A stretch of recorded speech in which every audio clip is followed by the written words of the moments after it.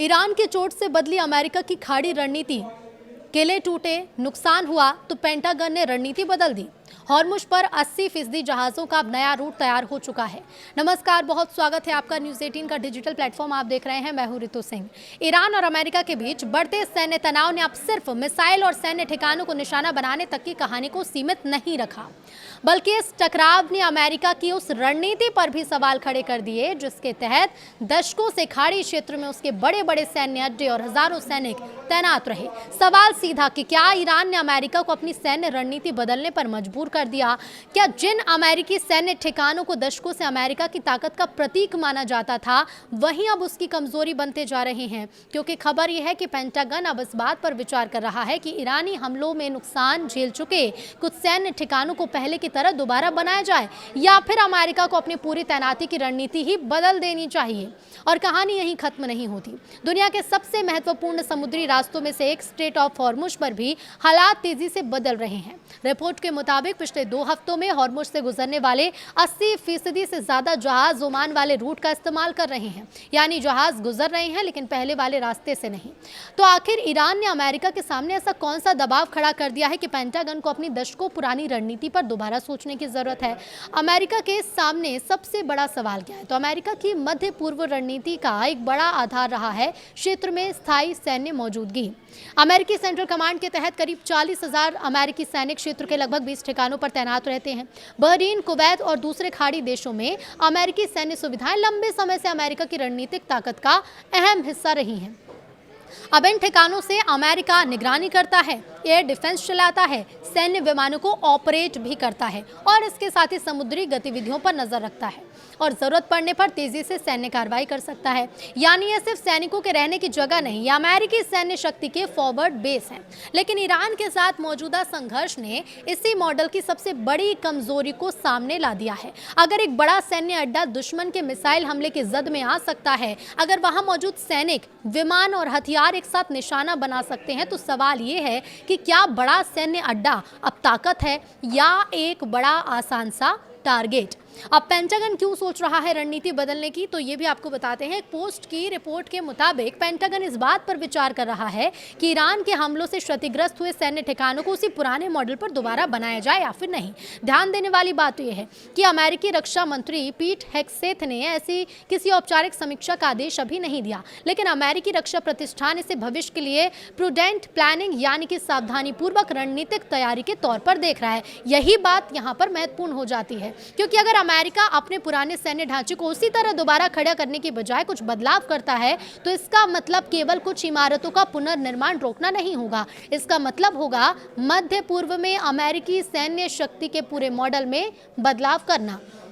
अब बड़े बेस से छोटे और बिखरे बेस की ओर क्या है, ये इसके पीछे का क्या है रणनीति और क्या है इसका मतलब? तो देखिए, भविष्य में अमेरिका एक ऐसी रणनीति अपना सकता है जिसमें हजारों सैनिकों और बड़ी संख्या में हथियारों को एक ही जगह जमा करने की बजाय छोटे छोटे ठिकानों पर फैलाया जाए। इसे आसान सी भाषा में समझिए। मान लीजिए एक बड़े सैन्य अड्डे पर हजारों सैनिक हैं, फाइटर जेट है, ड्रोन है, मिसाइल डिफेंस सिस्टम भी है, ईंधन और हथियारों का बड़ा स्टॉक भी है। अगर दुश्मन को इस एक ठिकाने का पता चलता तो उसे अपनी ताकत वो एक ही जगह केंद्रित करना है। लेकिन अगर वही सैन्य शक्ति 10 छोटे और अलग अलग ठिकानों पर बिखरी हो, तो किसी एक हमले से अमेरिका को उतना बड़ा नुकसान पहुंचाना थोड़ा मुश्किल हो जाएगा। अब यही वजह है कि भविष्य की अमेरिकी रणनीति डिस्ट्रीब्यूटेड मिलिट्री प्रेजेंस यानी कि बिखरी हुई सैन्य तैनाती का महत्व बढ़ सकता है। इसके साथ ही अमेरिका लंबी दूरी के बम वर्षक विमान, ड्रोन, मिसाइल डिफेंस और समुद्री शक्ति पर ज्यादा निर्भर हो सकता है। यानी सैनिक कम दिखेंगे, लेकिन जरूरत पड़ने पर अमेरिकी सैन्य ताकत तेजी से कहीं भी पहुंच सकेगी। लेकिन अमेरिका के लिए पीछे हटना आसान नहीं होगा। सवाल यह है कि अगर बड़े अमेरिकी बेस इतने जोखिम भरे हैं, तो अमेरिका वहां से अपनी मौजूदगी कम क्यों नहीं कर देता? अब जवाब यह है कि देखिए, खाड़ी क्षेत्र अमेरिका के लिए सिर्फ एक युद्ध क्षेत्र नहीं है। यहाँ ऊर्जा आपूर्ति भी है, तेल का वैश्विक कारोबार भी है, समुद्री व्यापार भी है और इजरायल की सुरक्षा का सवाल भी यहाँ पर उठता है। अब ऐसे में सऊदी अरब, यूएई, कतर, बहरीन और दूसरे सहयोगियों की सुरक्षा है। सबसे महत्वपूर्ण है ईरान को रोकने की अमेरिकी रणनीति है। अगर अमेरिका अचानक खाड़ी से अपनी सैन्य मौजूदगी कम करता है तो उसके सहयोगी देशों में सवाल उठ सकता है कि मुश्किल वक्त में अमेरिका उनके साथ खड़ा रहेगा या नहीं, और यही अमेरिका की सबसे बड़ी रणनीतिक दुविधा भी है। एक तरफ बड़े सैन्य अड्डे खुद हमलों का निशाना बन सकते हैं, तो दूसरी तरफ अगर अमेरिका वहां से बहुत पीछे हटता है तो ईरान, रूस और चीन को अपनी भूमिका बढ़ाने का मौका मिल सकता है। चीन के लिए भी बड़ा मौका है, तो मध्य पूर्व में चीन पहले से ही आर्थिक और कूटनीतिक स्तर पर अपनी मौजूदगी बढ़ा रहा है। अब अगर अमेरिका की सैन्य मौजूदगी कमजोर पड़ती है तो बीजिंग के लिए क्षेत्र में अपना प्रभाव बढ़ाने की गुंजाइश और बढ़ सकती है, और इसीलिए अमेरिका के सामने सवाल सिर्फ ये नहीं है कि कितने सैनिक रखने हैं, बल्कि सवाल ये कि कम सैनिकों के साथ भी अपना प्रभाव कैसे बनाए रखना है। अब यही वजह है कि अमेरिका पूरी तरह से खाड़ी से निकलने की रणनीति शायद ही अपनाए। इसकी बजाय ज्यादा संभावना इस बात की भी है कि अमेरिका अपनी मौजूदगी को कम दिखाई देने वाली लेकिन ज्यादा मोबाइल और तकनीक आधारित ताकत में बदलने की कोशिश करे। अब ये बात स्ट्रेट ऑफ हॉर्मुज की ओर अब आते हैं, तो देखिए इस पूरे संकट के सबसे महत्वपूर्ण हिस्से की बात करते हैं। स्ट्रेट ऑफ हॉर्मुज दुनिया के सबसे अहम समुद्री रास्तों में से एक है। खाड़ी से निकलने वाले तेल और गैस के बड़े हिस्से के लिए यह समुद्री मार्ग बेहद महत्वपूर्ण है। यानी हॉर्मुज में तनाव बढ़ता है तो इसका असर सिर्फ ईरान और अमेरिका पर नहीं पड़ता, बल्कि भारत, चीन, जापान, दक्षिण कोरिया, यूरोप और पूरी वैश्विक अर्थव्यवस्था पर पड़ सकता है, क्योंकि तेल की कीमतों से लेकर शिपिंग कॉस्ट तक सब पर इसका असर पड़ता है। अब इस रास्ते पर जहाज़ों की आवाजाही में बड़ा बदलाव देखने को मिल रहा है। 80% से ज़्यादा जो जहाज़ हैं वो ओमान वाले रूट पर हैं। शिपिंग डेटा पर नजर रखने वाली कंपनी कैप्लर के मुताबिक पिछले 2 हफ्तों में हॉर्मुज से गुजरने वाले 80% से ज़्यादा जहाज़ ओमान की तरफ वाले रूट से निकले।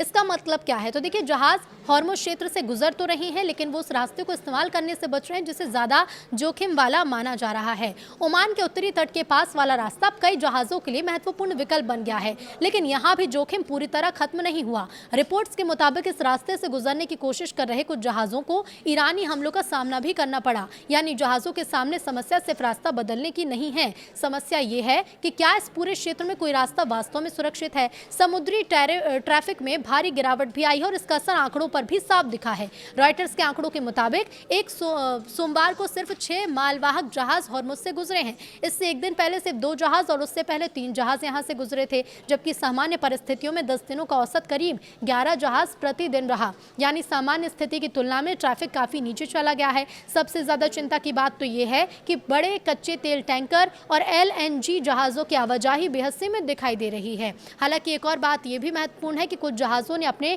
ट्रांसपोंडर बंद कर रखे हैं, इसीलिए वास्तविक संख्या सार्वजनिक ट्रैकिंग डेटा से कुछ अलग जरूर हो सकती है। लेकिन इतना साफ है कि हॉर्मुज में जहाज चल रहे हैं, लेकिन सामान्य तरीके से नहीं। ट्रंप का दावा और ईरान का पलटवार क्या है, ये भी जान लीजिए। अब इसी बीच अमेरिकी राष्ट्रपति डोनाल्ड ट्रंप ने सोशल मीडिया पर हॉर्मुज को लेकर एक बड़ा दावा किया। ट्रंप ने यह कहा कि अमेरिका का हॉर्मुज पर पूरा नियंत्रण है और उन्होंने इसे दोबारा खुला हुआ बताया है, लेकिन ईरान ने इस दावे को मजाक उड़ाया। ईरान के शीर्ष सुरक्षा अधिकारी मोहसिन रिजाई ने ट्रंप के दावे पर तंज कसते हुए कहा कि स्ट्रेट को खोल पाने में असमर्थता और उस पर अपना अधिकार जताने के बीच बड़ा अंतर है। यानी ईरान का संदेश साफ है कि ये सिर्फ ये कह देना कि रास्ता खुला है और वास्तव में जहाजों की सुरक्षित आवाजाही सुनिश्चित कर पाना 2 अलग अलग बातें हैं। ईरान का ये कहना है कि जब तक अमेरिका जून में हुए कथित समझौते से जुड़े वादों को पूरा नहीं करता, तब तक हॉर्मुज पूरी तरह से सामान्य नहीं होगा। इधर इस पूरे संकट के बीच यूएई और ईरान के रिश्तों में भी तनाव बढ़ा है। यूएई का दावा है कि ईरान की तरफ से उसकी ओर 2 बैलिस्टिक मिसाइल दागी गई, तो वहीं यूएई के मुताबिक उसके एयर डिफेंस सिस्टम ने इन मिसाइलों को मार गिराया है। इसके बाद यूएई ने ईरान के साथ वित्तीय लेन देन रोकने का ऐलान कर दिया है, लेकिन इन सभी आरोपों को ईरान ने खारिज किया और कहा कि उसने यूएई को निशाना बनाकर कोई हमला नहीं किया और इस तरह के आरोप क्षेत्रीय सुरक्षा के लिए नुकसानदायक हो रहे हैं। लेकिन अमेरिका ईरान तनाव अब धीरे धीरे पूरे खाड़ी क्षेत्र की राजनीति और सुरक्षा व्यवस्था को भी प्रभावित कर रहा है। सिर्फ हॉर्मुज नहीं बल्कि बाब अल मंदेब भी प्रभावित हुआ है। ये समस्या सिर्फ हॉर्मुज तक सीमित नहीं है, लेकिन और बढ़ती जा रही है। लेकिन सवाल सिर्फ एक ही है कि आखिर ये तनाव कब तक बढ़ेगा और कितने क्षेत्र में बढ़ेगा।